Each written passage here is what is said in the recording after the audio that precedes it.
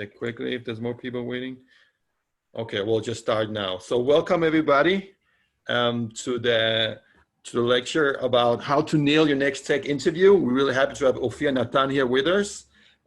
Just for you guys who's not one of our Gvahim participants, this lecture, this webinar is in cooperation with organized by Tech Kites program, which is a program from within an organization, a nonprofit called Gvahim. Gvahim has for the last 14 years helped Olim find employment in Israel, Olim who have skills, who comes here, and the two main things we've always been focused on is one, the helping Olim overcome the culture barrier, and also, of course, the network and having the connections, finding connections and connecting Olim to Israeli volunteers and to companies. These are the two main obstacles that most Olim job seekers have. And this is what Gvahim has been doing for the last 14 years. The Tech Guys program is basically Gvahim's program for software engineers and data scientists. We help Olim who are both before and after they made Aliyah. So if you have friends who are before or considering making Aliyah, they're in the software engineer field, or if you have friends who are here in Israel and they're just in the first years and they're looking for employment, connect them to our program and feel free. You have all my email, and you can also just go out and check out our website. There's the program there. There's also application form. And without further ado, I want to introduce our speaker of tonight, which is Ofir Natan. Ofir is an ex-Intel, military intelligence commander. That's where he started his career. And then he's been working in Intel and basically learned a lot about how to interview in Intel. He also himself interviewed a lot of software engineers, and we'll share some of that experience. And since then, we're working in different startups and also is a tech consultant. So Ofir has a very innovative and very very good perspective on how to nail a tech interview here in Israel, technical interview, also how to strategize it. And it's something that is very practical and very useful for everybody. So without further ado, Ofir, the floor is yours. Hi guys, nice to see you all here. Thanks for joining.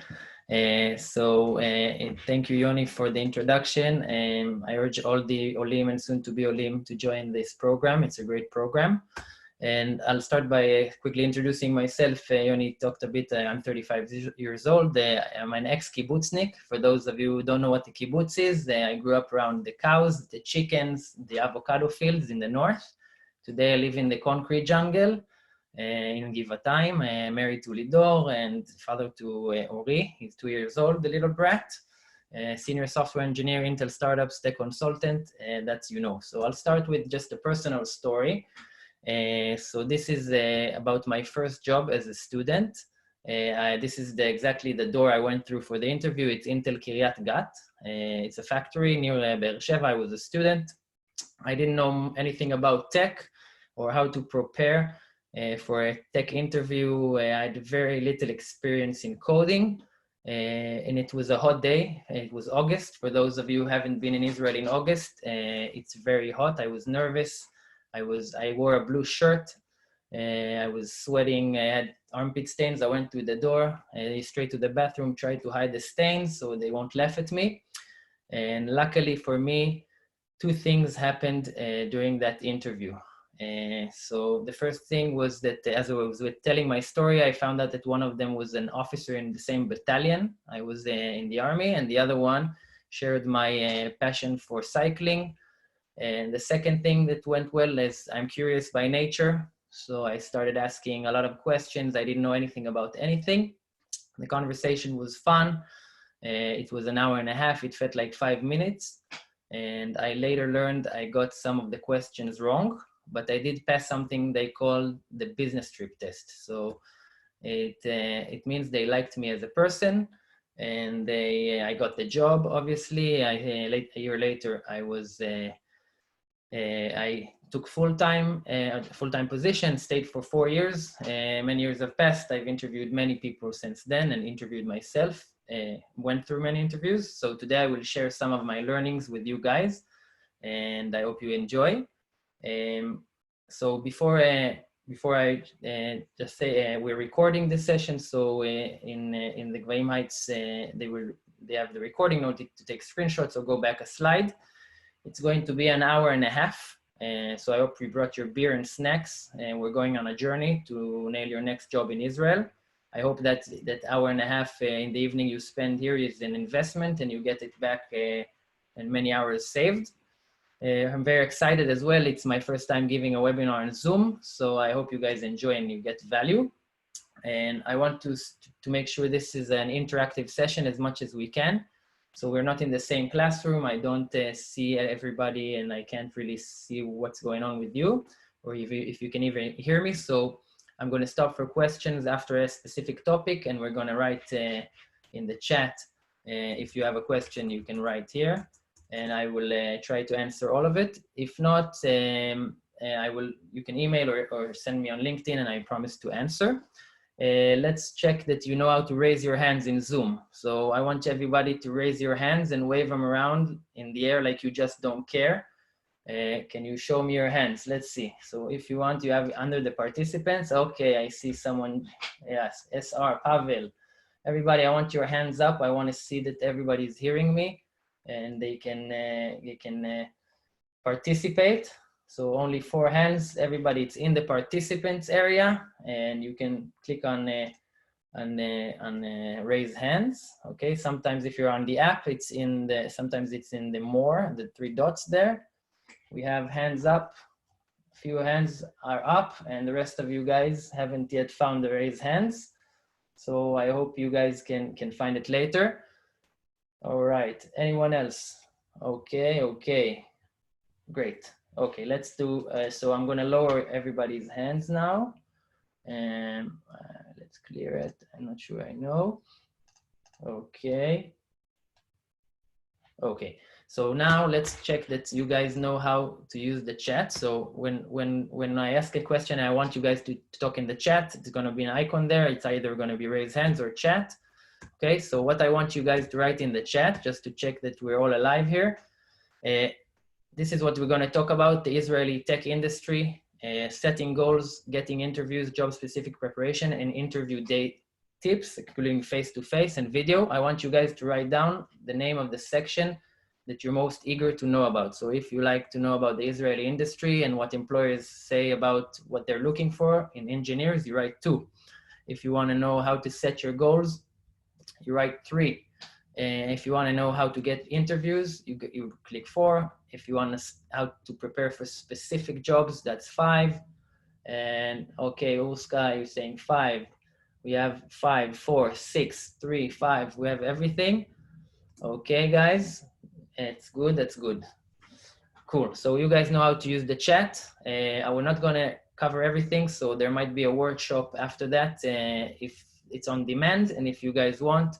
And you can sign up for the workshop, and we'll give you and we'll prepare one for you. I'll talk about it in the end, so bear with me. It's going to be a link for that at the end. Let's start and move on to let's get to know you guys. So I want you guys to open menti.com right now. Okay, the first part is about checking that you're alive and who you are and where you're from. So I want you guys to open menti.com in the app, just menti.com, okay, like that, on your mobile phone, and start answering, and you click this number here, 932953. Let's see where you guys from. Menti.com 93. I'm also gonna put it in the chat. Oh, yeah, okay, so that's how you do it. You open menti.com and you press the code. We have Latin America, we have North America, 25% North America. Okay, let's see where you guys are from. Okay, Western Europe, Eastern Europe. That's cool, very cool. North America, that's probably US, Canada, Latin America, leading the way with Western Europe. Asia, nice, hello guys from Asia. And we have Eastern Europe. For now, we have a tie. Okay, Latin America wins for now. North America, it's 19%. Okay, we have other. I'm wondering where that is other. I even have Australia, New Zealand on this slide. So where is other? I put down all the continents. Someone lives on the moon or Mars. And okay, cool guys. That's nice. Okay, now let's see where you guys are. What type of developers are you? Are you full stack, front end, back end, low level, real time embedded software engineers, mobile, QA, DevOps? Not sure yet is also an answer. Some of you guys are not even developers, and others are for some people that are not engineers. Okay, we have full stack engineers, they rule. And we have other, I wonder. Not sure yet. That's okay, guys. It's okay. I didn't know what I wanted to do as well a few, like 10 years ago. Mobile or Android. That's cool. So most of us are full stack. We have some backend, and a few of you guys are probably students or interns. They're not sure yet. Very cool. Okay, so we've gotten to know me and you guys, so we can move on and let's talk about the industry for a little while, okay? So let's talk about the industry, the Israeli tech industry before the Corona times. So prior to COVID-19, this is what we have. 9.2% of jobs in all Israel are high-tech jobs. That means about 10% of the Israeli economy is high-tech. That's good for you guys. If you're Olim and you're going to do Aliyah and you're software engineers, 18,000 open tech positions. 7 out of 10 people here are techies inside in those in high tech. So that means they're engineers or technical positions. 53% are software engineers. It means you're in a good place, guys. 66% men and 1/3 women. I hope that changes soon. 50%, 6% university graduates. 26% are college, and the 8% are IDF and tech units, and a few percentages I didn't put. We have 6,000 companies. We have 378 R&D centers of global companies. So it sounds good, right? A lot of tech. This is the average salary in the high-tech industry here. It's average, not specifically software engineers. 29K is the average software developer salary. So I want to clarify, it doesn't mean you're gonna get it for your first job. I'm just saying it's the range, okay? It depends on seniority and company and job and whatever. So, but that's the average. What's trending, okay? What's trending now? Data, big data, data science, AI, machine learning, medical and biopharma before Corona, and especially going to be after. High demand for full stack engineers. So the most of us here are full stack engineers, that's good. Java, Python, and C++. So it sounds good, right? It sounds like you're going to land in Israel or you're already here and you're just gonna get your dream job, high pay. Well, we live in interesting times and we have rough waters ahead of us. So let's see what's going on in Corona times. Okay, let's see what's up in Corona times. So we have 25% unemployment and 80% of startups froze hiring. 50% of startups cut pay or furloughed or fire people. So there's a firing wave estimated, and employers now set the tone. So that means that if you had 10 jobs for each engineer or 5, now it's the other way around, and it's not so good for us. So that means for me one thing. It means we need to make the most out of every interview, out of every opportunity we have. And so that's my 5 cents on that. And I'm going to take some questions regarding the industry. Anyone has a question about the industry? Go ahead about this. Anyone in the chat? I'm available for questions. Any question? Okay. So I'm going to move on and let's see what the Israeli employers are saying. Okay. So I took the liberty of asking my friends in a few small companies, is there a geographical trend for job freezing? I'm not sure actually.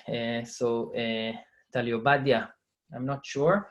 I don't think so, but I'm not sure. It depends. I can check, but let's see the top skills and qualities you look for in an engineer. You're welcome. Top skills or qualities you look for in an engineer, in a junior and a senior. So I asked my friends in Microsoft, Intel, Facebook, HP, Iron Source, and a startup. And of course, I just don't get me wrong, other than coding and job-specific technical experience. So that means you should know how to code or how to do your job like proper software engineering, but let's see what else. So Rona, she's a software engineering manager at Intel.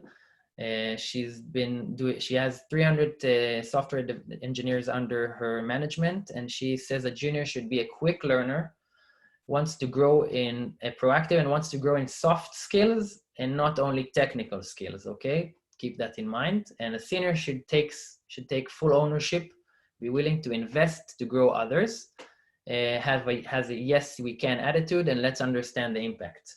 Very interesting, Rona. She knows what she's saying. She's done this for the last 15 years. Aviad is a software engineer and engineering at Facebook, previously at Intel. He's saying a junior should have problem-solving skills with what you have. So he's not expecting you to know things you don't know, but with what you have, you should be able to solve problems. He's saying communication, how do you explain? How do you convey thoughts? Why you got to that answer, how you got to that answer, that's what they're looking for in the job interviews. And a senior should have people skills, influence without authority, be mature, responsible, and handle crisis.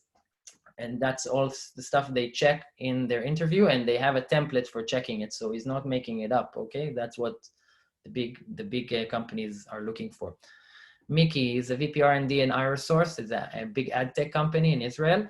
He's saying a junior should have no ego, okay, and be humble, demonstrated passion for learning by reading blogs and podcasts, and have pet projects.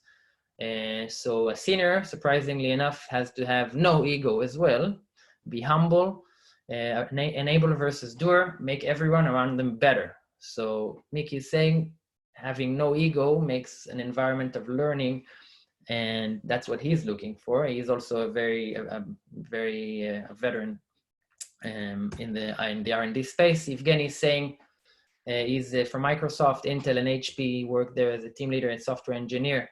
Drive, passion, and this is for you juniors out there. Doesn't have to know much, but has to have an appetite for knowledge and growth.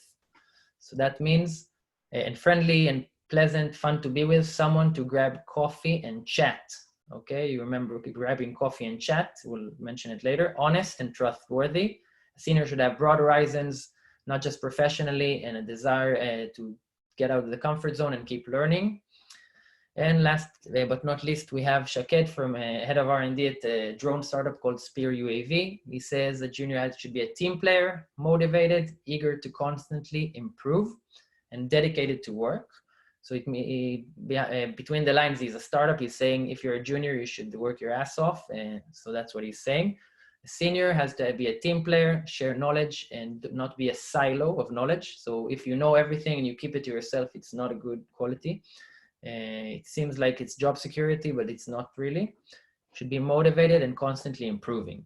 So a lot of feedback from the guys in big companies, we all know. I want you guys to write in the chat what you got from this. What's your conclusion from what you heard from R&D managers and software engineers? What's your conclusion? So for example, if you can, I can write down, I think personality is key. Okay, so what do you guys learn from all this? Okay, so SR writes growth mindset and soft skills are crucial. That's true. And Jason says you have to be constantly willing to learn. I couldn't agree more, Jason. Natalia says that soft skills are as important as technical. I completely agree. I'll touch on that later. Programming skill is not only important thing. A junior willing to learn. Gil saying it's important to document your learning and then share. I completely agree, Gil. Luisa says intellectual curiosity is important. Okay, guys, you are all correct. And what I think I can say it like this. Organizations don't hire engineers, people hire people. So people hire people, and you're talking to a Joe or a Yossi or a Gil, and you're not talking to Apple or Amazon, okay? They're looking for their next coffee buddy, and we're going to talk about that today as well. Okay, so we're going to talk about now a bit about setting your goals. And I'm going to start with a scene from Alice in Wonderland. I hope you guys read the book or saw some of the movies. So one day Alice, she comes up to a fork in the road, and she sees the Cheshire Cat, and she asks him, which road should I take? And he responds with a question. He says, where do you want to go? And Alice responds, I don't know. Well, then it doesn't really matter which road you take. So I think this story embodies what I think that every successful journey, like nailing a job interview or getting into Facebook or whatever, starts with goals. And generally, I want you guys to raise your hand if you have your requirements and goals for your next job written down. If you guys have, for example, I do. I want to see if someone, okay, Natalia and Stan, you guys know what you want from your next job. That's very good. Anyone else knows what they want from their next job? Some goals. Yuri, that's great. I'm happy for you, Yuri. Most people know what they don't want, but less people know what they do want. So we're going to talk about that. All right, guys, thank you. So that I think that pretty much clarifies that not all the people have it. So I'm going to lower your hands, guys. And okay, we have a question. What if we have different options, knowing what we want from a company, but not the exact job? Okay, we'll get to that later. I'll give some tips. So Ziva, I'll get to that question soon. Okay, if I haven't answered, then ping me later, but I think you will get your answer. So I want to ask you guys in the chat, okay? One thing that is the most important to you in your next job. For example, close to home, I can say I want mine to be 15 minutes bike ride, okay? For example, I'm from Givatayim, that's why I live here. I want to be close to work, but seriously, tech stack, the people, the boss, the responsibility, the impact. Okay, so we have SRIs intellectually stimulating. I agree. I think that's one of the most important things, constantly growing independence and impact from Stan. I empathize with that. A stack plus good team plus interesting project, Amir says. So Olga saying opportunity to grow as a specialist. Natalia saying nice environment, people learning new things, challenging tasks, Mati, and responsibilities to work with awesome people, both character and super smart. Uska, Tel Aviv is a good place, Israel generally. Environment and people, I want to expand my skills past data science and into data engineering. Okay, we'll talk about transitioning to another domain shortly. Okay, guys, so that's important to have it down. So let's give some tips, okay? Some questions you should be asking yourself in order to have clear goals. So what did I like in past jobs? So we spend a third of our lives, that's 90,000 hours at work, and 53% of, at least of Americans here in this research are unhappy. So that's a bummer. We should know what we liked in our past jobs and what we didn't like, so we won't make the same mistakes again. Those are easy questions that you can answer. And I want to ask you guys one thing you didn't like in your current job or last job. You have to check in the participants that your boss is not on the call as well, so you won't be getting fired because I asked that questions. Okay, so I guess he's not here. You can write it down. I didn't like, for example, I'm going to write what I don't like in my current job, and actually I've told my boss that. Visibility into the business, okay? I feel that engineers work on features and their managers don't reflect the business implications and results. So that to me is a bummer. Roadmap. Okay, Stan, so you're saying roadmap. I agree with that. That's annoying to not know where we're going. Jason said work felt stagnant, no room for growth. Jason, it's a good thing you're on nailing your next job webinar. Martin says, I don't like the lack of organization. Okay, Martin, Israeli startups are not a good place for you. So I'm kidding. Gil, lack of growth. Uska saying rigidity in the organization of work, idea flow, pre-Israel society. I don't like boring legacy code refactoring, Yuri. Okay, so that's important. Okay, guys, thanks for sharing. I appreciate it. That's how I know you're alive, because I can't hear you or see you much. I have like 4 screens here. Okay, what do I want to learn next? And what if I want to transition to another domain? Okay, regarding something was written before, what if you want to go from data science to data engineering? Luisa, if I get it right. So I am going to give you a tip for that. It's called passion over knowledge. Okay, that's my 5 cents on it. I think that if you want to transition from front end to full stack, from Angular JS to React, from mobile to backend, if you're passionate about it, you will be better at it than what you already know. That's my opinion. And so you have to, by the way, learn on your own. Okay, you have to have hands-on coding or whatever, show proficiency in what you want to do next, and state it and tell the world and tell it to your next employer, and eventually they will see your passion and you can transition. Okay, what's important to me, we already discussed it, the industry, the product, whatever I think I want. What am I good at and what's holding me back and needs work, and that I think is very important.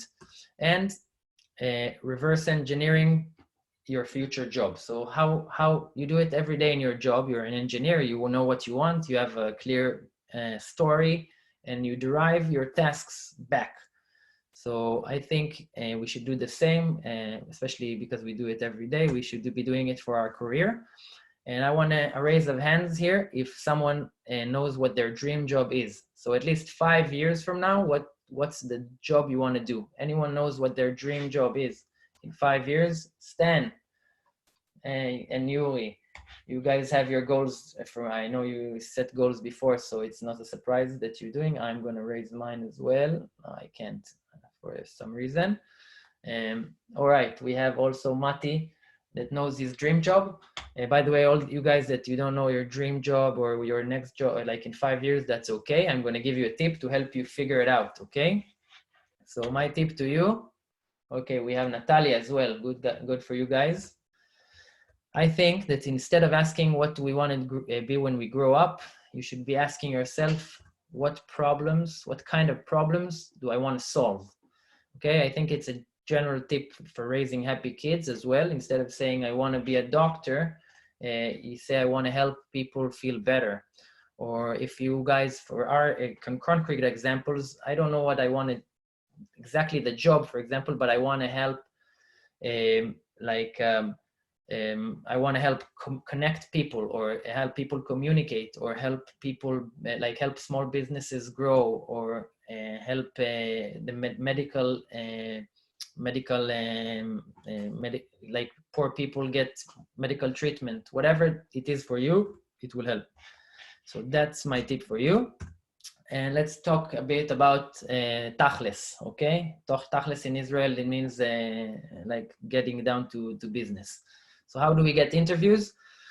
So today we're going to focus more about how to nail your interviews and less on getting one, but I do want to share a few small important practical tips from my experience. If you guys want, I'll be happy to give a separate talk or in the workshop on this. And for that, we're going to ask some questions for you guys. Go to menti.com and put in this code 205528, and we want to see what's your career stage. Are you a student or an intern or a junior, experienced, senior, principal, architect, expert, team leader? We have seniors and juniors, 2 juniors. Okay, we have experienced developers here, and we have, okay, we have 6, 1 student and intern. All right, juniors and seniors. We're going head to head with experience. Oh, more seniors. That's good. Okay, guys, juniors, don't feel bad. We have a team leader. We have a student. Okay. All right, guys, any more? So we go to menti.com and put this code 205528. What I'm sharing on the screen currently. So we have more seniors. That's surprising. Okay, a lot more seniors. Juniors, are you sleeping? or you're not here? Okay, that's cool. So we do know we have more seniors, but we have a fair amount of juniors and experienced, one team leader. Okay, let's go for your job search status. Just started looking, applied, have scheduled interviews, already interviewed, I got offers, I'm not looking for anything. I love my job, Corona furlough, anything that you have here. So we have people applying to jobs, no interviews yet. Someone with scheduled interviews, that's cool. Even 2 people, that's very nice. Already interviewed, no offers yet. Okay, we'll talk about that a lot. Just started looking, all right. So you guys, okay. I love my job, not looking. Who's that? What are you doing here? No, kidding, you're welcome to stay and enjoy. Okay, so we pretty much have the full spectrum, but I think we have about this, more people like started looking, getting no offers yet, or going to get some interviews soon. Let's give you some practical tips on how you can nail them. Let's do it. Okay, so for getting interviews, okay, I'm going to let's see, for getting interviews, 1 second. One quick sec. Okay. Resume and CV, okay? I'm gonna ask you guys a question. Ofir, do you have, okay, I have some questions here. Let's take them. You deal with burnouts. Okay, someone asking, technology is going to change so much. Okay, guys, sorry, I'm gonna move on. If you have the questions, you can send me to my email and LinkedIn. Resume, okay, CV. I'm gonna ask you, how much time do you think recruiters spend on each CV? I'm not going to tell you how to write one today, but I'm going to ask you a question. How much time? So if you think it's 1 minute, 6 seconds, someone writing 6 seconds, that's nice. 20 seconds, 30 seconds from Liran saying 10, 5, 15, 1 minute, 6, 1 minute. Okay, bots are reading them, Gil. I'm not sure. 3 minutes, Yuri. Okay, so okay, that's nice. Now I'm gonna ask you guys, how much time do you think they spend on each LinkedIn profile? Your recruiters spend on each LinkedIn profile. So 3 minutes, we have 3 minutes, 30 seconds. We have, okay, other gambles, 15 seconds. Amir, okay. I'm gonna tell you the answer. 10 seconds, 1 minute, glance at skills. Okay, Jason. So from a research, guys, no, you're not getting anything from if you win, okay? Just the pride, okay? I just the pride. Okay, so resume and a CV is, recruiters spend 10 seconds on a CV and 15 seconds on a LinkedIn profile, according to LinkedIn, okay? That's not a lot, so I'm not going to tell you how to write one, because there are so many opinions out there. People say you should put this and that, and it should be with colors or whatever. I'm just going to give you the mindset. It's 10 seconds, what you can see in 10 seconds. So my 5 cents on it is, it should be short, maybe a 1-pager if you can fit it in. It should be well organized visually. Your summary and about. Okay, so 10 seconds is not reading. It's more like Jason wrote on the bots. It's more like scanning, okay? They're scanning for keywords. So your summary and about should be customized per job and have keywords. If you're going for a React job, the word React should be there. If you want to go for another job, it should be there. And if you have many skills, but you want one job, don't put everything there in the summary. They will get confused. Photo helps. They're going to see it anywhere on your LinkedIn profile. You want to make it relatable. You want to get them to spend more than 10 seconds on your CV, and you want them to remember you. So that's my tip for you. Should I put position that I'm looking for? I think you should, or at least the type of challenge you are looking for. SR is asking, so that's for Amir. SR is, how important are cover letters?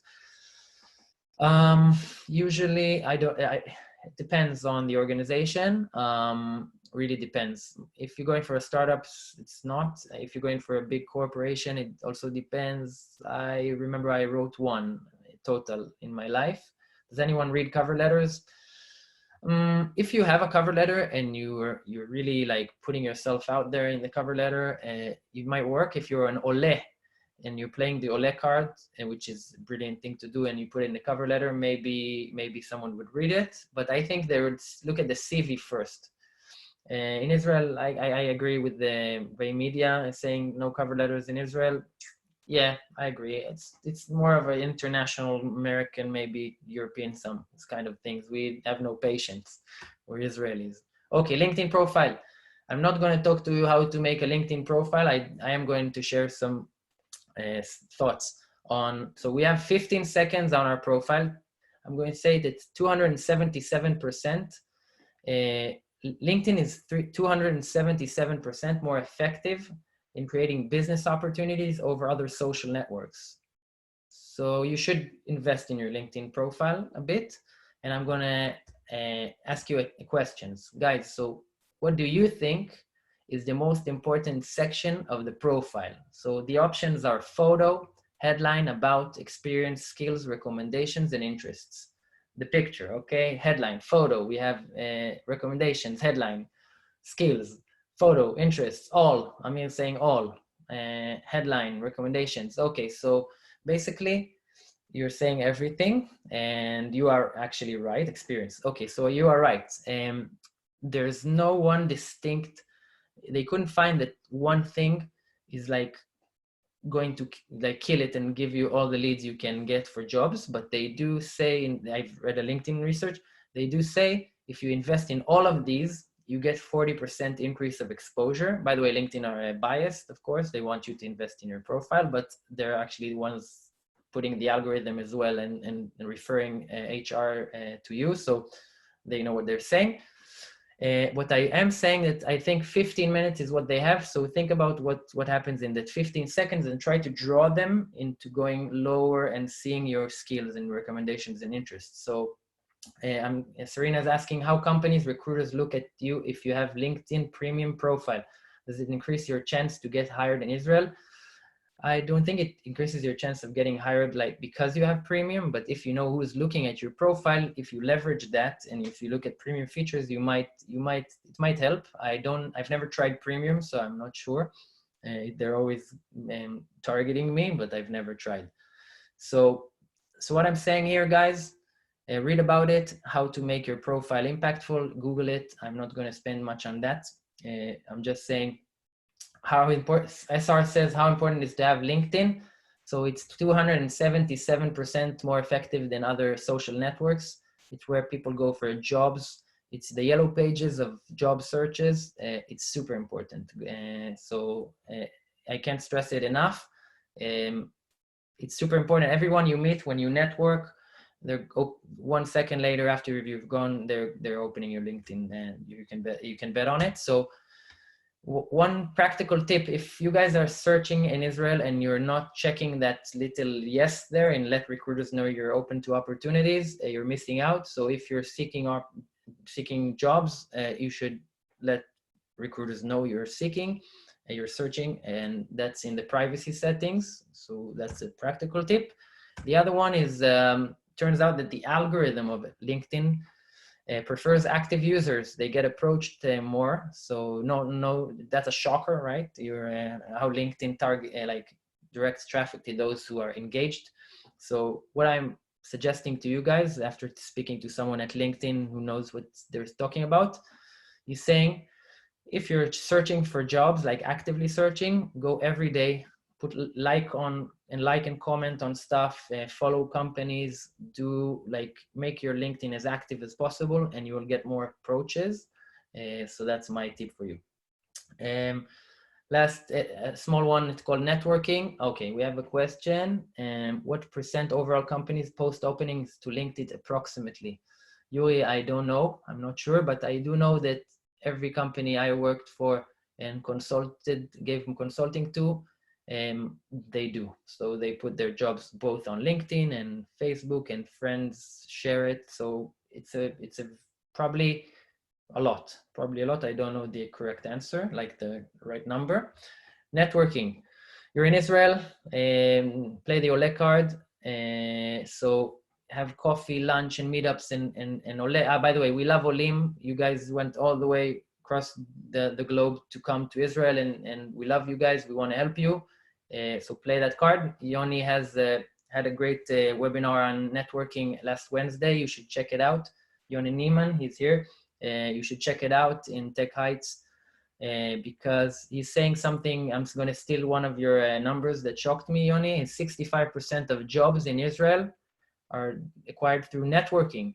So everything I'm talking about now, it's 35%, okay? The rest is networking.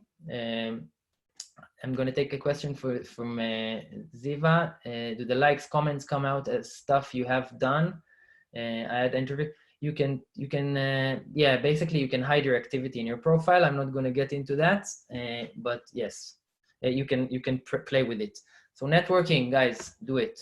Where to look? There are many places to look: Google, Got Friends, CV, LinkedIn, Facebook groups. But I'm going to talk about Corona times. It's called techjobscorona.com. Okay, it's a live table with all the jobs, all the companies in Israel. They're on it, and they're saying we're hiring, we're firing, we're freezing. So go here and check it out and see what's going on if you're looking for jobs.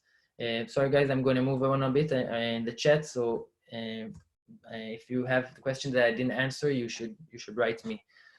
Phone interviews. One last thing about getting interviews, because in Israel we have something called a phone interview. I know you guys have it as well, but here it's kind of, I want to raise of hands. Who had a phone interview? Call them up and ask them like half an hour talk with one of the engineers, the team, or maybe the HR. Who had a phone? So Gil had a phone interview. Yuri also. Anyone else ever had a phone interview before? Amir, Ziva. Okay, so some of you guys, Lidor, yeah, I know you had one. And thank you for okay, so guys, some of you guys have had phone interviews. The reason I'm not going to talk much about it, but me also. Serena, yes. Okay, so the reason I'm talking about a phone interview here is because to me, it's a shame to fail it. Okay, too many fail this step. I'm going to say from my personal experience, it's about 1 in 5 passes phone interviews. And if it's a really like specific position and maybe a more senior, it's 1 in 10. We don't ask even hard questions like tell us about yourself and how can you fail it? I mean, why should you fail it? This is exactly, I'll tell you why. So imagine it, you're walking on the street, you're talking to your friend and someone calls you up and you say, hi, it's Shir from Autofleet. Do you have a minute? And you're like, who is this? Shir, what's the name of the company? I'm not sure. Okay, so that's a bad start. You're getting caught off guard. You don't communicate in the beginning of the conversation. You're like, who's this? What do you want from me? And that's a problem. Okay, this is most why probably everyone gets off on the wrong foot on phone interviews. My tip for you guys: don't be in shock. Expect those calls and make a list. Okay, on your phone, what company, the name, what they do, what's the position, and once you get a call from an unknown number, it's probably someone you related to that. You pick it up, you say, you write and read the notes, say, hey, yeah, sure, I liked your company, it's really nice, because you actually read it, and that's a good start. And second thing is communication. People just they are not well prepared. So you're going to get calls, be communicative, be well prepared. We'll talk about how. You have a quiet environment. So if it's not a good time for you to take the call back later. That's fine. Just don't blow it. If it's a job you want, it's one shot. Headphones, have your hands free. By the way, this one, hands free. If you do get the face-to-face, 1 second there, I'll take questions soon. If you do take the face-to-face, you get it. The notes, the stuff they say on the talk on the phone, if you write them down, it will help you prepare. In the next section, we'll talk about job-specific preparation. It will help you prepare. So have your phone, have your headphone and write stuff. Everything they say about the product, about the company, about the team, write it down. It will be to your advantage later. Communicate, share, ask, smile, okay? Smiles go through the phone, believe me. And we're talking about setting expectations early. So salary, okay? My personal opinion that if they haven't brought salary up in the phone interview, you shouldn't be bringing it up yourself. But if they do, you should have your number figured out what you think you should be getting, because if you give it a low number, too low, then you won't be able to negotiate later, and you're gonna shoot yourself in the leg because you come off as greedy. When they ask you later and you bump it up a few thousands, they're gonna say, hey, but we talked about it before. So be ready with your numbers. You should check all jobs and SQL link and stuff. Like some companies, you Google like surveys, salary surveys, and you figure out what you want and what you think you should be getting. And especially you should be asking yourself asking questions like, if you have just a baby and you have a baby and you need flexible hours, okay? And they're saying in the phone 8 to, thank you, Bahim, for that. They're saying 8 to 6, that's our work, no exclusions. It's not a job for you. Your wife will kick you out and it's going to be a mess, okay? So don't waste your time preparing for those interviews. Don't waste their time. Just set expectations. So I'm going to take some questions. Ziva, what if I actually cannot hear what they're saying? If you have applied to a lot of places and my phone number is on every CV, or they're speaking so quickly. So I think you should communicate that in the conversation. You say, hey guys, I'm an ole. Ole is a magic word here.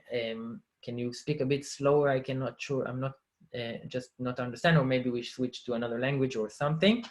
I hope that answers, but just be honest. You say, you're speaking too fast, I can't understand.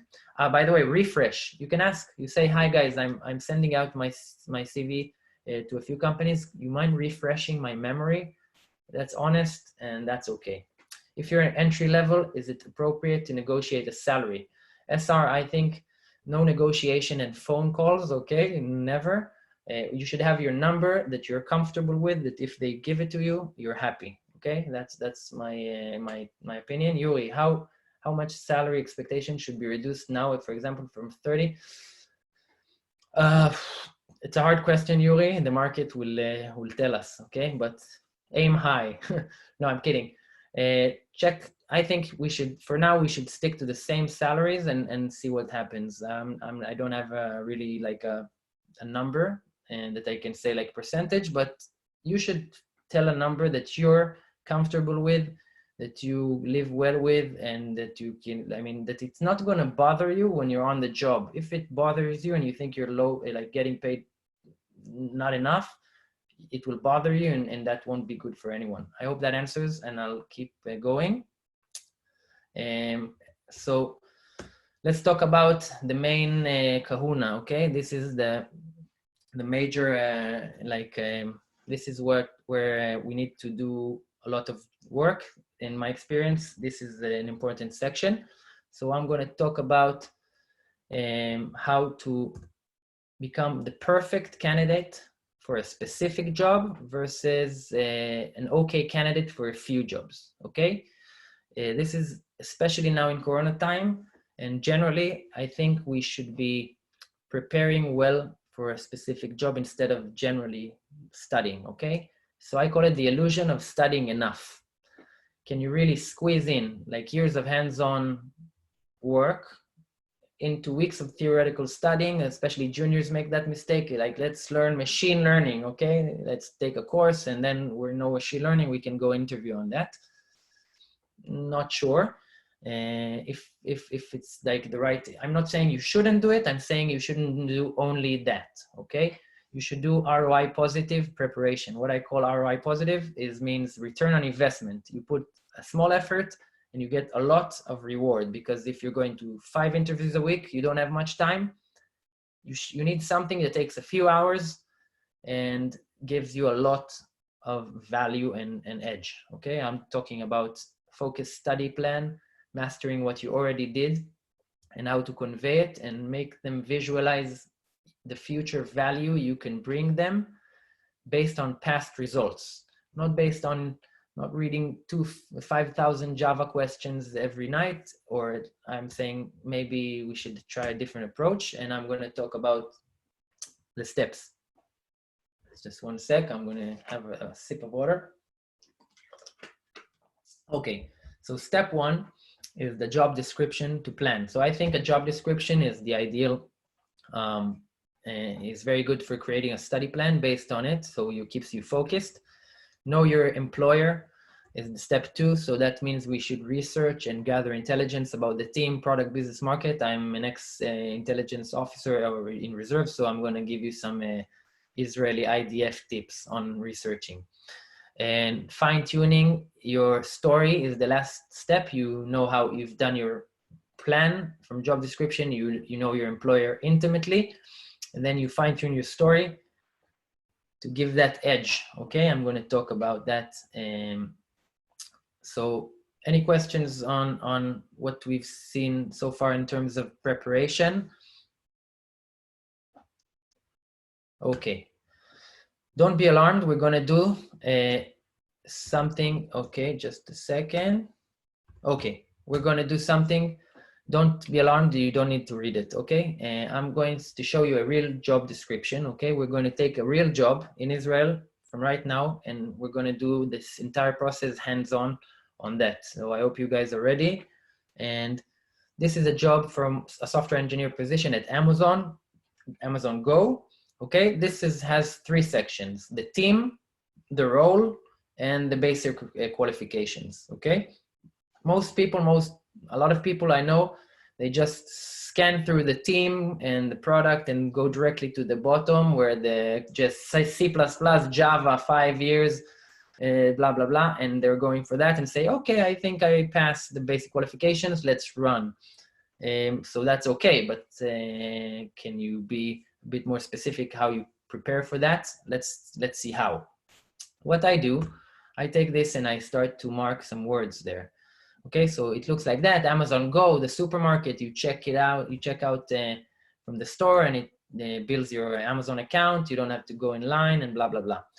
But what I see here is a lot of stuff, and I'm going to show you how my brain works. And the idea is to get inside the head of your interviewer and be part of the team and start thinking like they are and start thinking about their challenges and their problems and how you can bring value within that interview. So I'm saying you should think how you are the perfect candidate for a specific job. So we're not reading generally about distributed systems. You're in Amazon Go on the team, you know what they're doing, what they're problem solving, okay? Amazon Go, read about it. I make a list. Hey, read about it.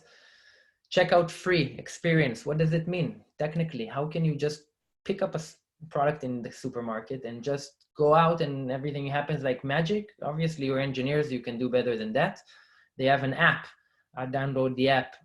They have just walk out technology. Read about it. It's a term. They put like quotes on it. What is it? Read some articles. What are the challenges of this technology? Auto detecting shelves and a virtual cart. How does it look? What do you need to do technically as an engineer in order to make a system like that in your garage?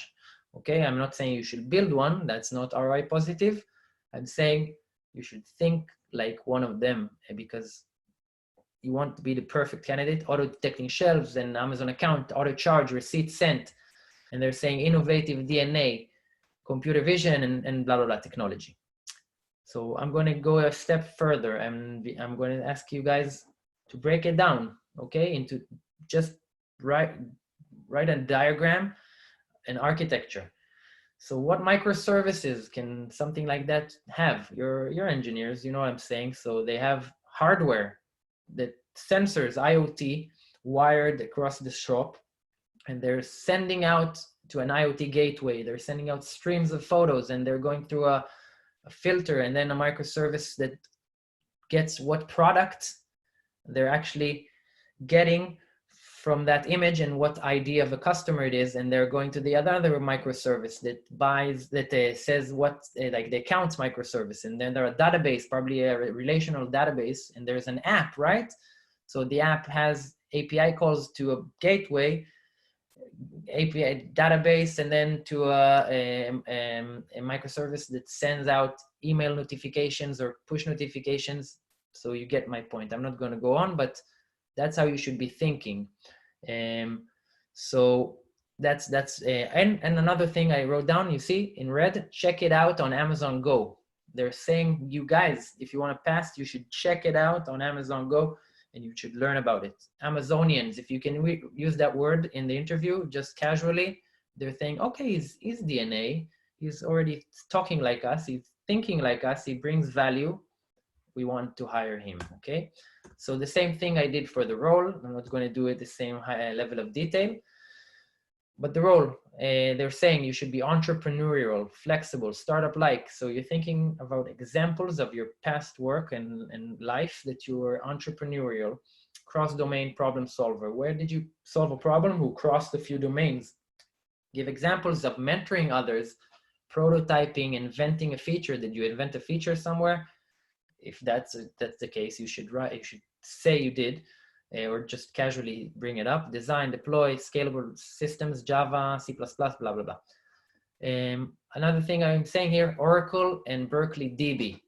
Okay, for the engineers out there, if you don't know specifically Oracle DB, instead of learning Oracle DBs just because it was on the description, you should be focusing on the difference between that and a DB you already know. Like, you know MySQL, just read what are the differences. And when they ask you, if you know Oracle, you say, actually, I don't, but I do know MySQL, and I know that there are some differences. These are the differences. I think it would take me about a week to close that gap, and I could be proficient on Oracle. That shows something. That tells something about you, and that's ROI positive instead of spending a night on Oracle databases. Okay, basic qualifications, we're doing the same. So we're taking note of the order which they put the qualifications. So they're starting with practical solutions. You should be, first of all, be able to solve things practically. Give examples of that. Communication, collaboration, only then you should be proficient in some object-oriented language, Java, C++, and or Python, whatever, with 3 years of experience. So by the way, if you're not getting interviews because you're applying for stuff like 3+ years and you have like 1+ or 2 years, that's might be a reason. And preferred means that if you know the basic, that's good, but you always want to be above basic. So if you have some familiarity with machine learning and computer vision, that's good. If not, it's a bonus. If you have time, maybe take a course on Coursera, and when they ask you if you know about it, you should be saying, actually, I've been meaning to go into machine learning for a while, and I saw this job and I really liked it. And so I started taking a course in Coursera, and it's really interesting. Think how you appear as passionate, interested, your DNA, and they want to hire you. So you're making a plan, okay? You're taking everything you learn and you put it into a plan, learn about Amazon Go, tech challenges, write questions, examples of innovation, entrepreneurship, practical solving problems, examples of collaboration and good communication. Practice object-oriented in your most proficient language. Just choose one, the one you know most, and do Amazon-specific questions on it. You can find it online. And my tip to you, familiarize yourself with the services like AWS proposing, like provide and open a dev account and play, because you are expected to know something about them. And if you have time, you should learn concepts of machine learning and computer vision. So I'm going to take some questions. What do you think about this job-specific preparation from a job description? So you can write down a question, like I'm writing down, I didn't understand anything. Oh, sorry, it's a private one. I want it right to everyone. I didn't understand anything. Can you explain it again? Okay, that's me. I'm not going to explain again, but anything that you want to ask about this kind of okay, usually you send 20 resumes per day, Amir. I'm not saying you don't have time for this. Okay, I'm not talking about every resume you send. I'm talking about once you're going to an interview, it's preparing for a specific job. Okay, Amir, I hope that answers the question. Okay, Talio Badia, how would you phrase the main skills on your resume? I'm not going to talk about resume now, but it's a big question. So I'm sorry, Talio Badia. but I'm going to give you just my opinion about this. You should be having your skills implied and not directly written like I'm good at. Okay, I'll talk about it. How would you handle a technical interview where they ask you about JavaScript if you have only used R and Python?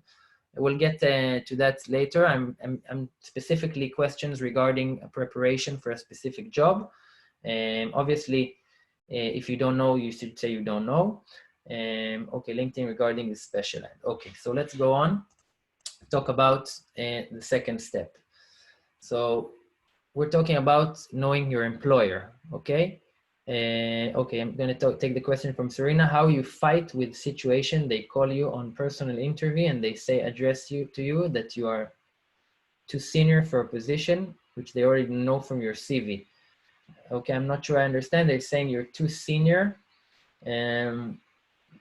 I'm not sure if you're too senior. I think these are the kind of things you need to set expectations. I'm not sure that there is such a thing too senior unless you applied to a job like really you're overqualified for. Simon saying, shall I apply if the ad has C++ and it's difficult to cover within a night? No. Should I refresh the details of basic computer science algorithms or to so you, I don't know how senior you are. If you're a junior, you should refresh what you know. If you're not, like, I wouldn't invest too much in that, or maybe I would take some time to do basic computer science and algorithms, but I won't spend too much time on that unless you have all the time in the world and you want out of curiosity, specifically if you have 2-3 days to prepare for a specific job interview. To me, it's I've never done it. To me, it's not ROI positive, but it's just I think you should do stuff to specifically prepare. So I'm going to give you a tip. I'm going to move on and go give you a tip about social hacking. Okay. So guys, I'm going to stop with the questions for a bit so we can move on, and I'll try to get to those later. Intel gathering. So gather intelligence because interviewers, they read everything on you in the social networks, the Facebook and your LinkedIn and whatever they can find on you, they do it as well. Okay, so you need to level the playing field. And so Google is your friend, of course. You should visit the website and Facebook and LinkedIn and all that stuff. But I'm saying you should check out your interviewers specifically. Why? First of all, they're your future colleagues. You should get to know them. They're your bosses or your colleague, and you're going to spend like more time with them than you do with your family, 90,000 hours in your life. So you should get to know them pretty intimately, I guess. That's what I think.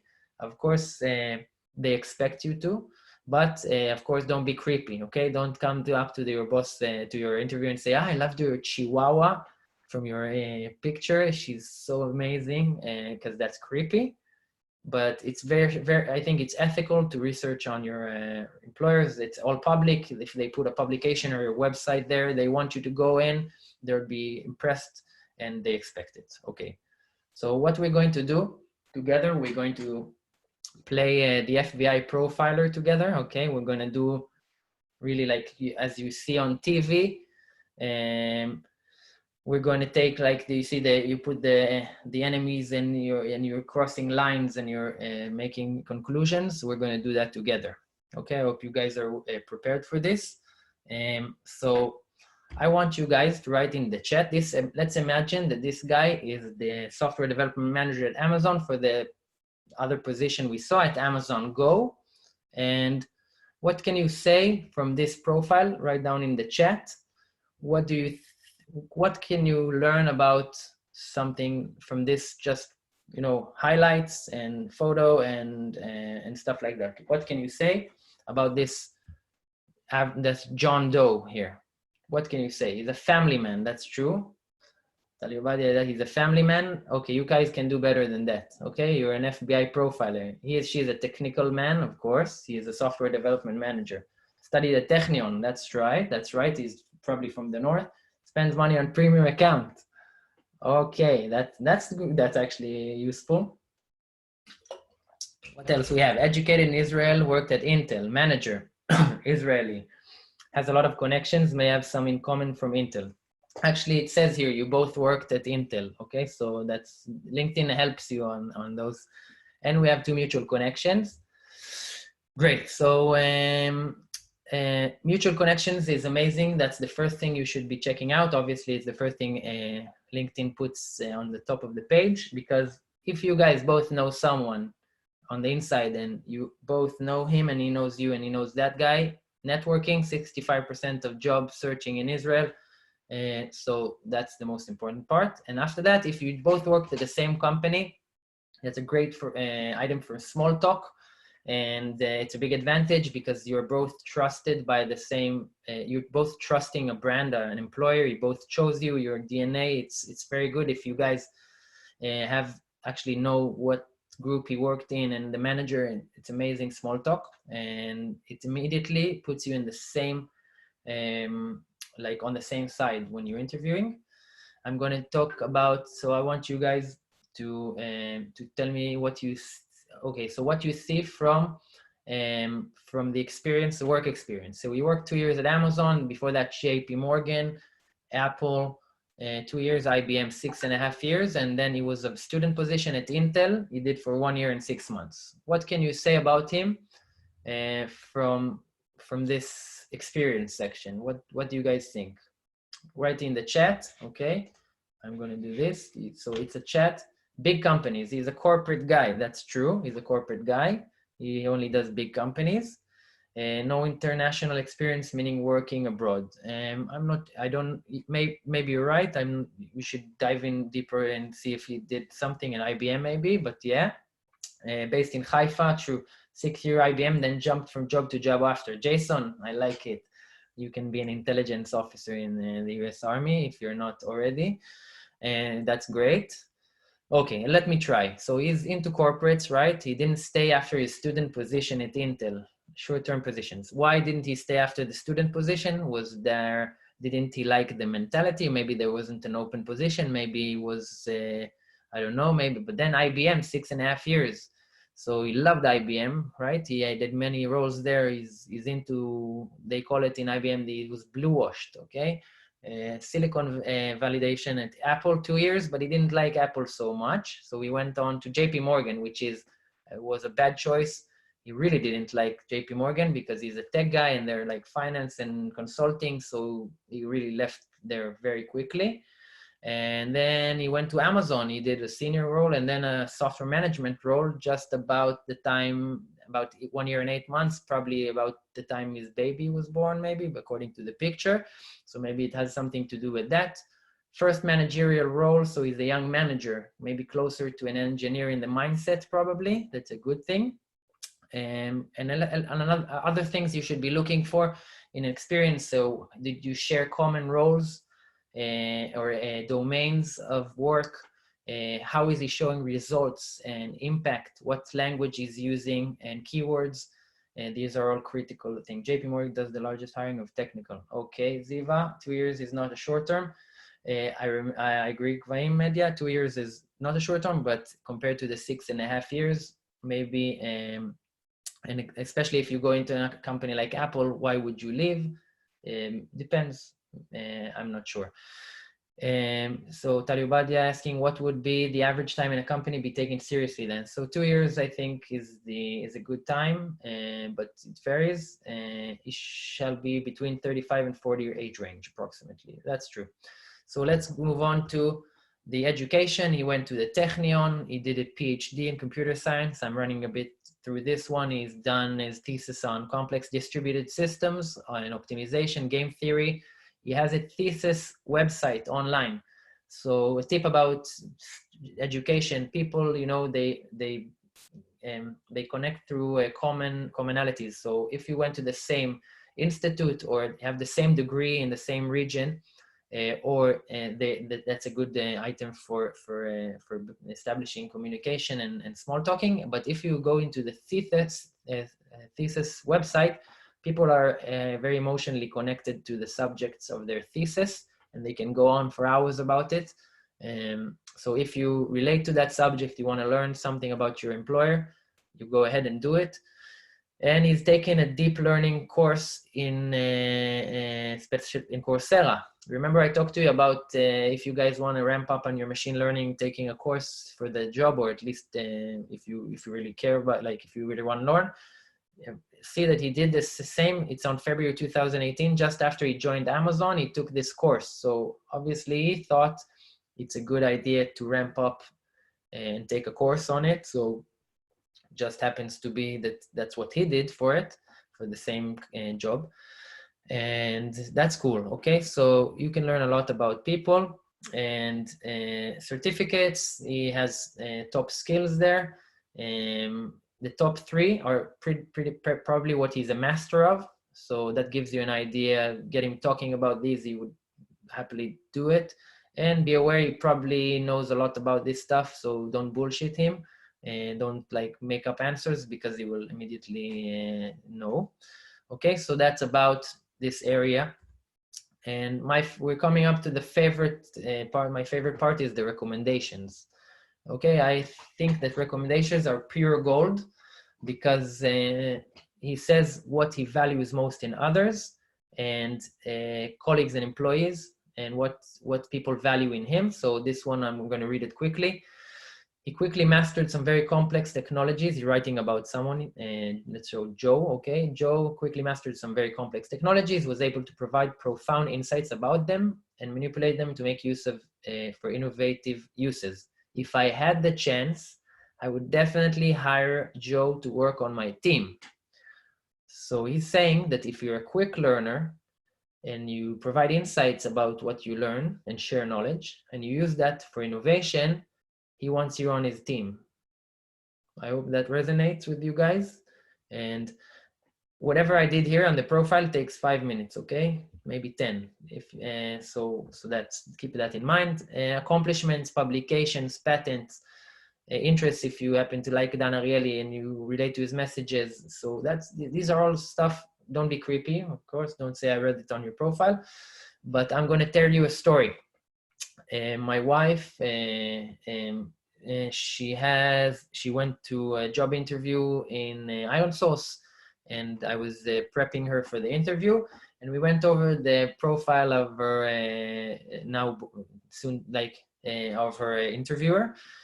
And I found that he has a podcast, okay? He has a podcast, so she listened to his podcast. She liked the idea, she related to some concepts, and she casually mentioned the concept she really related to. And there was a click, he opened up, he went on for 20 minutes, and she got the job, not specifically because of that, but think about it, when you get people to talk about what they love, they feel it was a very good conversation, okay? And that's what I have to say about that. And I'm going to take some questions. Anyone, specifically questions about knowing your employer? Does anyone feel uncomfortable with doing what we've done? Does that feel not ethical or something like that?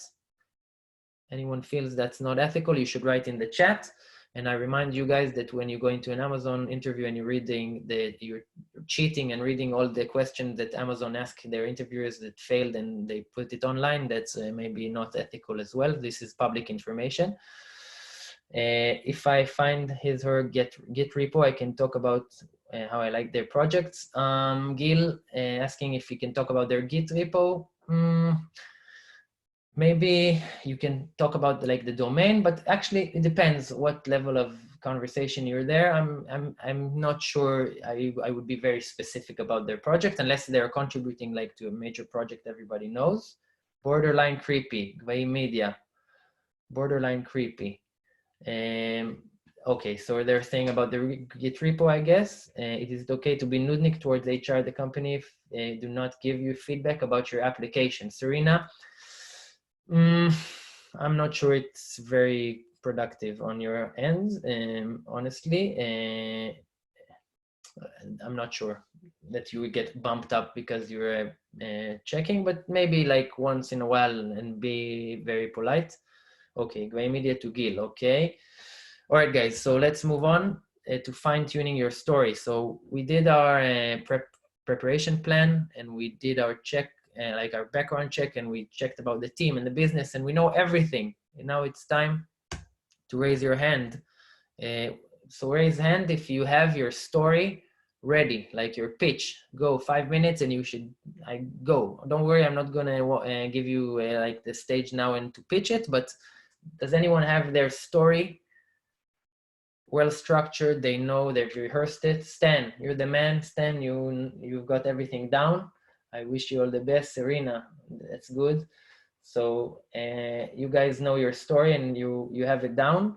That's very, very important. And I couldn't stress it more because we are storytellers. People hire people, you remember? So I'm going to give you some tips about the story. It should be, I think, okay. It should be relatable and start with personal, okay? Because, you know, people want to relate to your story, not something boring.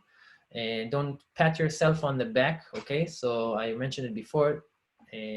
Have your strength and character implied from the story. So make a list of your strengths. Make sure they're reflecting from your story. I'll give you an example. Instead of saying, I'm good at researching, you should tell about how one of your researches gave a lot of value to the company you worked for. So not I'm good at researching. Everybody can say anything about themselves, but results, you can't argue with that, okay? So customize it. As we said, we know everything about the people and the team. We should customize. High level, keep it short, 5 minutes. That's what you have. If you can't talk about your story in 5 minutes, it's not good. I'll take that question shortly, Serena. Prepare for questions and get ready to deep dive. Story should be high level, but this is you're laying out what you have in your story. So if someone deep dives and you can't really master that explanation, so if you're telling about a project you really like and you can't explain it simply for those not in context, take it out of the story and just put things you're very confident about and you're ready to deep dive, because you're leading them, you're structuring the whole interview by putting the story. If you put a bait there, and they will bite it, okay? If you want them to go into a project you're very passionate about and you did great on, put it in the story, something they'll bite, they'll take it, and that's 15 minutes that you're going to talk about something you love and you are very successful doing. Let's take any questions. Okay, Serena, what is better to apply for one position which you like the most, or apply to all positions at company which you find suitable for you? So it's a very general question. I think you should never apply only for one position, especially if you're, it depends. If you're already working and you're doing it out of like your comfort zone and you're not worrying about anything, and that's okay, you apply to your dream position. But if you're out of the market, you need your job and so you apply to a few positions that you want, okay? Not all the positions in the company that you like, because companies are big. They have various roles and people and teams, okay? So I hope that answers the question. Last section, guys, I'm gonna run through the interview day, okay? So I'm gonna give you some statistics. I don't want you guys to get nervous about it, but just numbers. I'm a numbers guy. So 80% chance of failing an interview. And that means 1 in 5 passes. That's very average, okay? That's not specifically you. You're going to be on the good side of the statistics, but I'm going to give you another one. It's a bit crappier.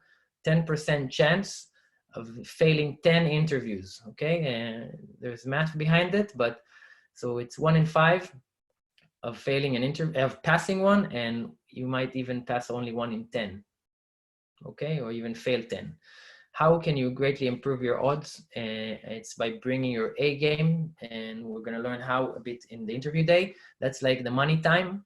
So I'm gonna ask you guys to be honest and tell me what do you fear most before going to a job interview here in Israel.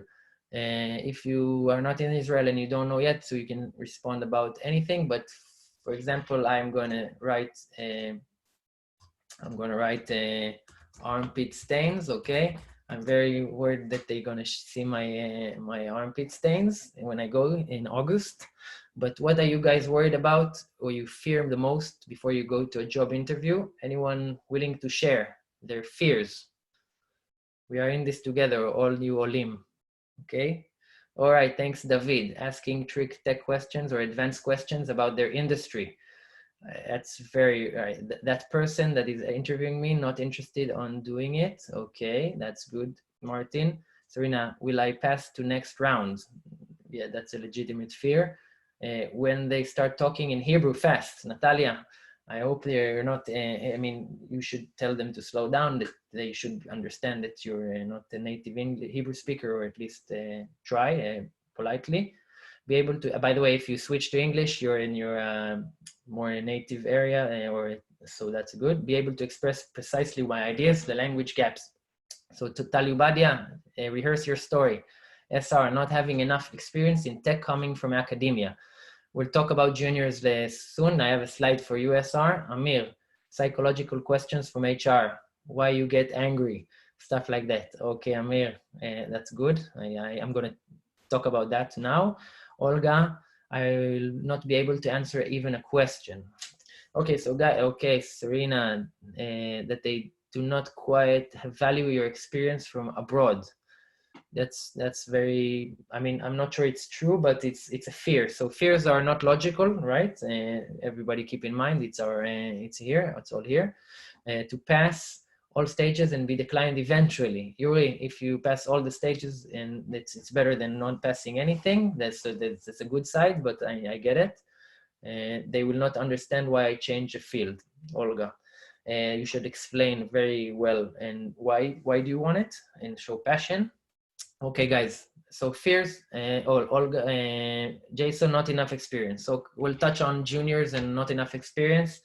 I'll talk about it. So okay, thank you guys for sharing. I know it's not easy to take out and show your fears, but one thing about fear, it's not rational. It's just our thoughts. Okay, but it feels real. It's real. Oh, sorry, guys. I'm sorry.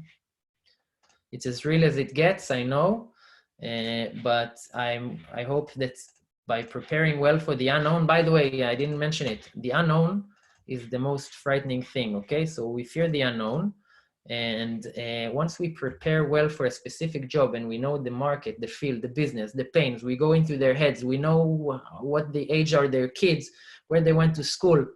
We start feeling at home. Everything calms down a bit. We're not as nervous, and that's also an added benefit of researching. Okay, let's go. What do you expect from an Israeli interviewer, guys? I'm going to write your stigmas about Israeli tech managers. So I'm going to write down loud. Okay, loud. They're very loud. What are your stigmas about Israeli tech managers? Write down in the chat. So look at their phones while interviewing. That's true, Liran. They do it. We do it. I'm sorry. I know I don't do it. I try to not to, but it happens. It's annoying. What else? Okay, so I'm gonna give you some of mine. Okay, I know it's late in the evening. Ex-military, delivery oriented.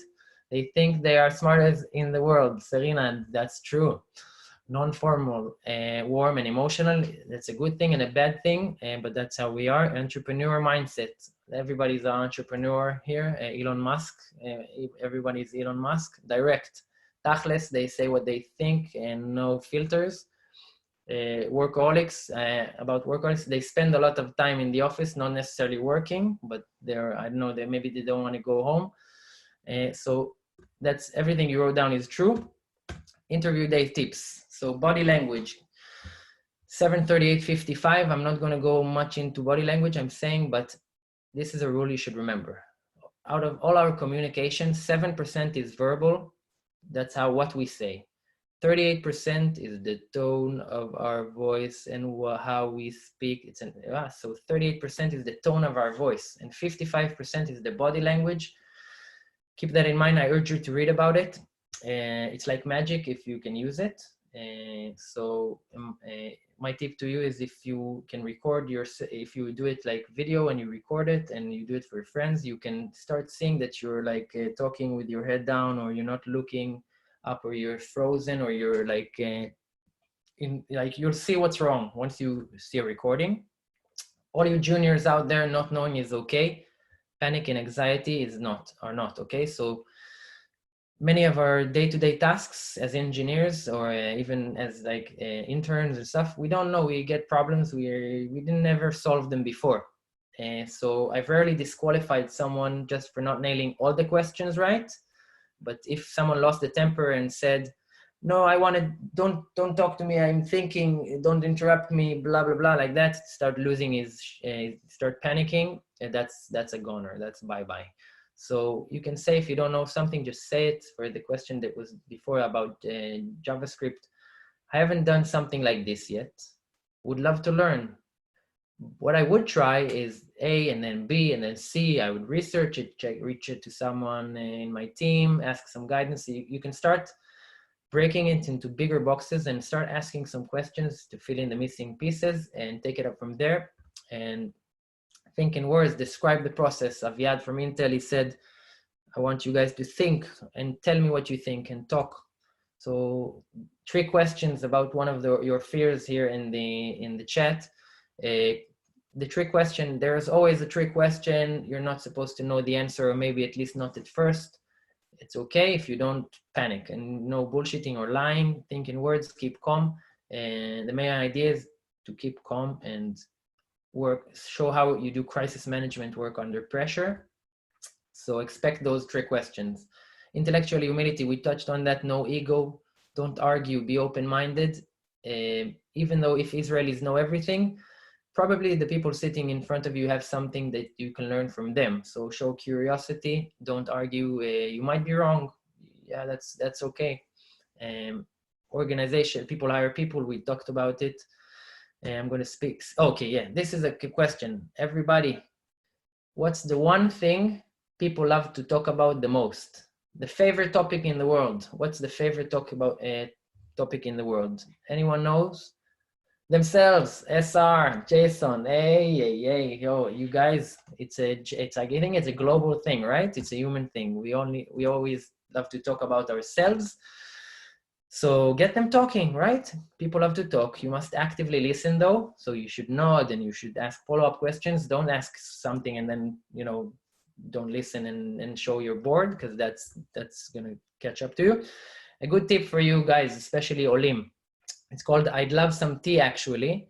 Those couple of minutes are gold that you go into the tea. Okay, you go into the office, okay, for a face-to-face interview, you go into the office. Do you want to drink something? Just water. Wrong answer. You want to take some herbal tea or coffee, something that takes a minute to make.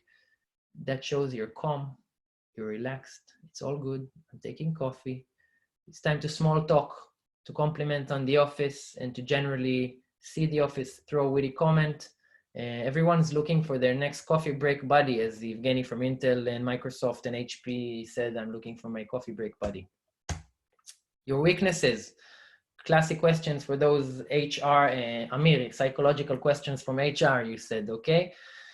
Perfectionist, it's out. So less critical flaws, that's in, okay. Choose the ones you're not directly preventing you from succeeding in the job. I have a joke I always use, you can steal it. I always say, ask my mom, she has a whole list of them.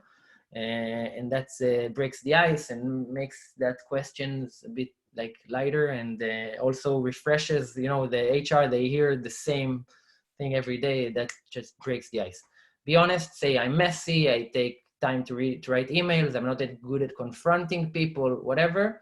Expect, you're a software engineer, you don't have to be good at everything, just don't suck at something you really need to be good at, okay? So my tip for you guys, I'll take that one, Serena, shortly. My tip for you guys is, I'm saying rephrase. I'm currently working on improving this and that. Because weakness is bad and improvement is good, okay? We're always looking for someone who's improving. So I can say I'm working on that, something, I took a course, I'm studying that stuff, whatever.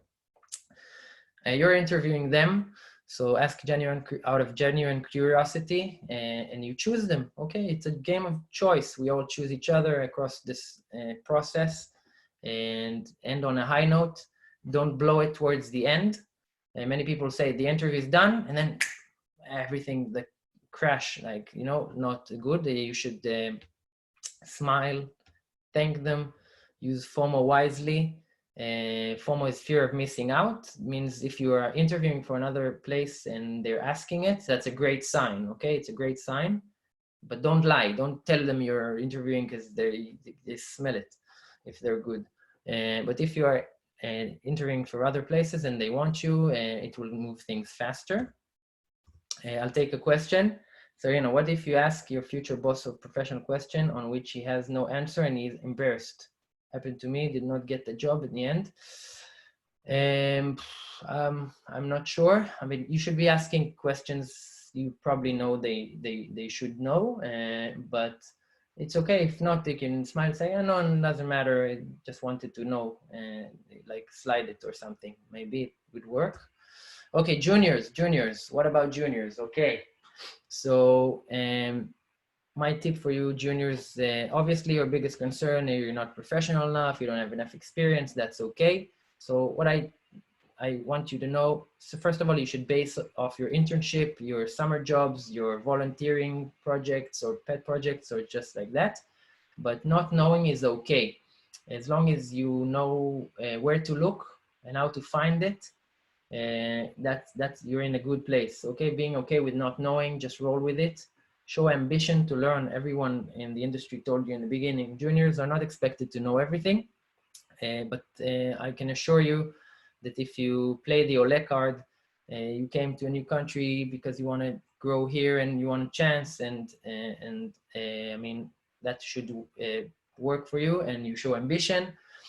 The more problems you solve in the future, jobs will be easier and challenges will be easier. So I always say, fake it till you become it, okay? Fake it till you become it. First time you just go through the motions, then you start to become an expert. Ziva, asking, what if none of those are technical, even junior positions, and as an Ole, they are looking for 1 and 2 years experience? That's a problem. If you have 0 years experience and you're going for a 1 to 2 years, which is like the biggest gap, I think, between like 2 and 3 is not like 0 and 2. That's underqualified.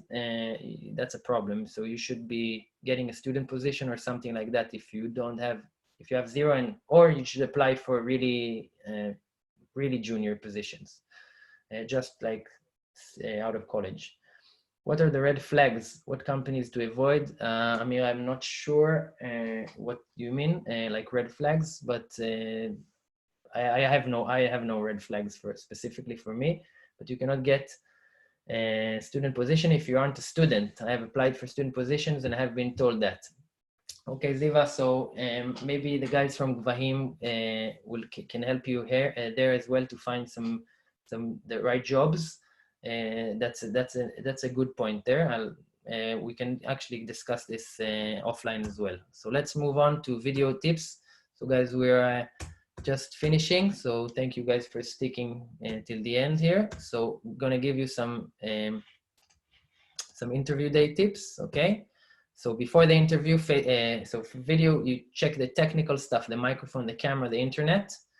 And no one likes a jittery line. Quiet environment, the background should be solid, good lighting, not like dark.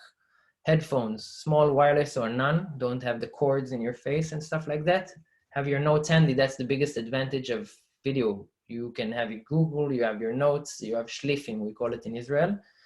Do simulations and record them. If you can record the interview, ask. I'm not sure if they allow it, but if they allow it, say you want to improve and you want to learn, they might be a good idea. And especially if you don't want the job, you can just do one for practice and record it. For during the interview, you should dress like a face-to-face. Exactly. If you put cologne or perfume, do it. Just feel into it. Go into it. Eye contact is hard, so put a sticky note on the camera, says look here, so that you know where to look. You should smile. You should convey body language, show your hands, put the camera where you can see your hands so that you won't be like a face, like frozen the entire thing, okay?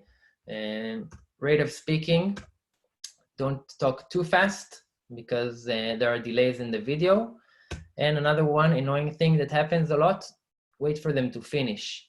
Give 1 or 1.5 seconds when the interviewer speaks to prevent interrupting. You know, when you go like, oh, sorry, oh, sorry, you didn't finish, sorry, go ahead. And that's annoying. cuts the flow. That delay is super important, gives you time to prepare your thoughts. You will appear more calculated, a good listener, a thinker. So key takeaways, guys, we're wrapping up. The key takeaways: you should set goals, what you want and what you don't. Every successful journey begins with goals. Have a job-specific plan from job description, spying and fine-tuning your story. People hire people, okay? And you're interviewing them, and people love to talk, especially about themselves. So these are the key takeaways I want you guys to take. Your feedback, it matters a lot. We worked hard to make this webinar, especially for you guys, and we're doing from the heart. We want you guys to nail your tech interview in Israel. We want to hear from you and where you need more help and where you want what you need. So I'm pasting here the feedback link, okay, guys? So unfortunately, Zoom is not detecting links automatically. It's annoying, I know. You have to copy and paste it from the chat. So what I ask for you guys is to copy and paste it to your browser, okay? You just copy it and you can open it and give us some feedback. And can I get the recording? I think yes, it's Gvaim is recording it, okay? So, but I really appreciate if you guys give us some feedback so we can improve. And you will also get access to our network, to Gvaim. You can, as well as Gvaim. On top of Gvaim, which is partnering with a lot of companies, and you should get them, you can also access my own network and send your CV as well in the form. So that's okay. One thing, if you want to sign up for a hands-on workshop that will fine-tune your own goals and story, how to work on your odds of getting interviews and improve them, turn your actual jobs into descriptions to game plans, sharpen your interview skills and avoid pitfalls, and tell us what you want, and we'll build something tailored to your needs. This is for exclusive for developers. For those of you who join Gvahim Tech Heights, if you're not already in Gvahim or in Tech Heights, you should join, and you can sign up through that form. The link is here as well. So I hope you guys enjoyed this. So I'm putting the link here as well again. For any questions, feedback, job opportunities, or just to say hi, or if you want to join Gvahim, whatever, you can connect with me on LinkedIn and /in/Ofir Natan, or send to my email. And so that's all we have for today, guys. I thank you for staying so long. I know it's late. I wish you all health, that we get back, we pass this Corona crisis with flying colors, and that you all guys, thank you for coming to Israel. We love you, Olim, and we want all the best for you guys. So I appreciate it. I'll be staying here for a while, a few minutes here on the chat. If you guys want to send me a private message for a few minutes. And thank you guys. Thanks. You're welcome, everybody. Thanks, Amir and Mati and Natalia and Mario and Max, Talio Badia, Uska, Anthony. I hope I'm saying your names right, guys. Gil, Lidor, thank you. I love you. Giselle, Jason, Yuri, Pavel, Serena, someone, your name is in Russian. I can't read it. Sorry. Stan, thank you, guys. So don't hesitate to contact us. I'm putting here the link for those of you who lost it. And I wish you all the best and good luck, guys. Good luck. Enjoy. Gvaim, thanks for your active participation, guys. You're right, Gvaim, I agree. Thank you. I'm here for any questions, guys. I'm going to unmute if you guys want to ask questions or talk. You can talk.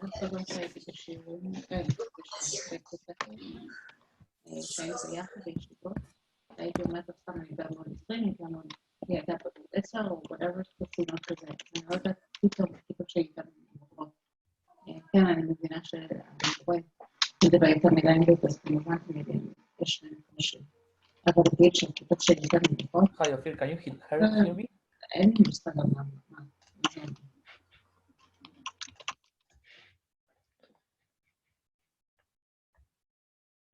So I'm taking questions here, guys. If you want, you can privately send them to me. Ofir, Do you mind if I just go like verbally? Yeah, sure. Go ahead. Hi. Hi. I have a question. It's kind of like borders type of a question, because like you want to ask the interviewer, especially if it's like it's those are the people who are going to be your coworkers. You want to ask them what the job is going to be about and so on, because you want to know, because you want to be look interested and so on.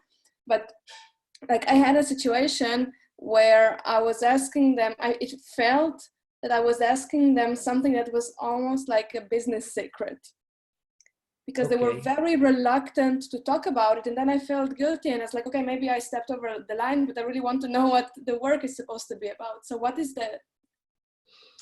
Okay, I get that. Especially I'm from like I work with a lot of companies in Israel. They work in the security and military and defense domain. So that's a good.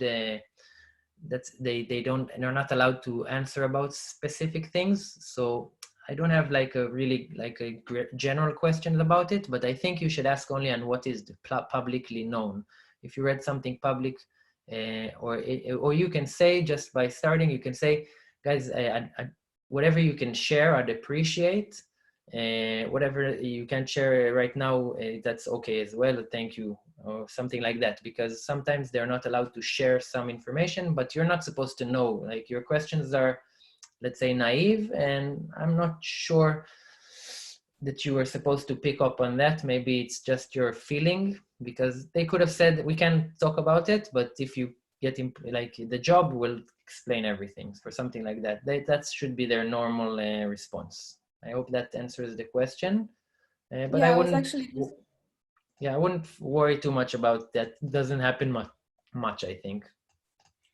Okay, I was wondering just whether you're penalized for not knowing that you shouldn't ask or something like that. Whether this is in any way. I think they should, like they're grown-ups, they should say, we're not allowed to talk about it, and you can ask whatever you want, because that's okay. You were curious. You should ask. I think you should generally ask more than be afraid to ask.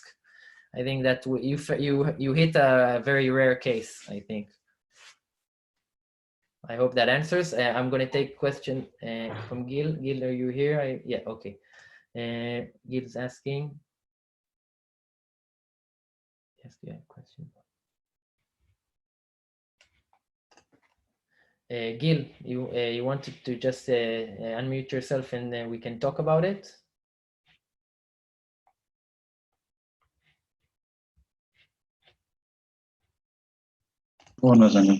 Hi, Gil. Gil, I'm not sure. I'm not sure I got your question. There are a few of them. You mind asking again? Hi, Ofir. Hi. Nice to meet you.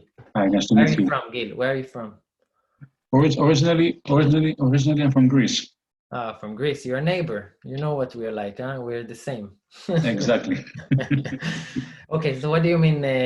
Do you have questions about me or more questions? You saying it like in the end of the interview, they ask you, do you have questions for us? That's what you mean? Exactly. Okay, so that's your opportunity. So you should let them lead the interview, okay? But you should have your questions organized. No problem. You can bring your notes or your notebook that shows you're a serious guy, and you have questions. I did the same. The interviews in my last job, they said, we've never had someone interview us like you did. We thought that you were hiring us for the job, because I asked a lot of questions. I wanted to know a lot of things. So you should be asking, how's the day to day? What's like? What's your day like? Can you explain? Can you just walk me through your day? Tell us what you do mostly. How much time do you? How many meetings do you have? What's your day to day? Do you have sprint planning? How do you carry on? Do you have sprints like 2 weeks long, 3 weeks long? Are you doing agile? Do you have QA? What's the process working with product managers? How do you feel about like whatever interests you genuinely, you should be asking, and don't be afraid.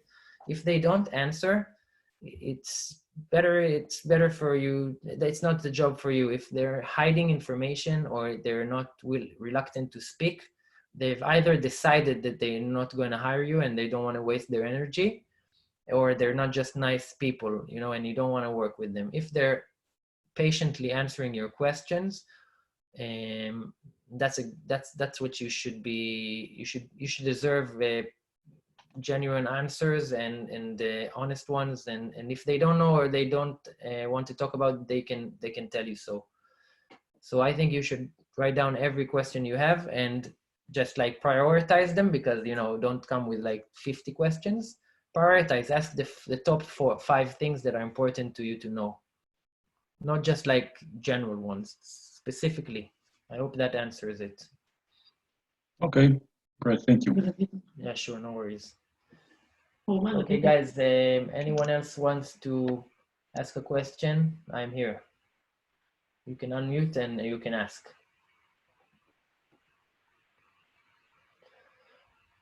Okay, guys, so I'm gonna say thank you and good luck to you guys, and I'm gonna log off and have a great evening, and welcome to Israel if you're already here, and bye-bye.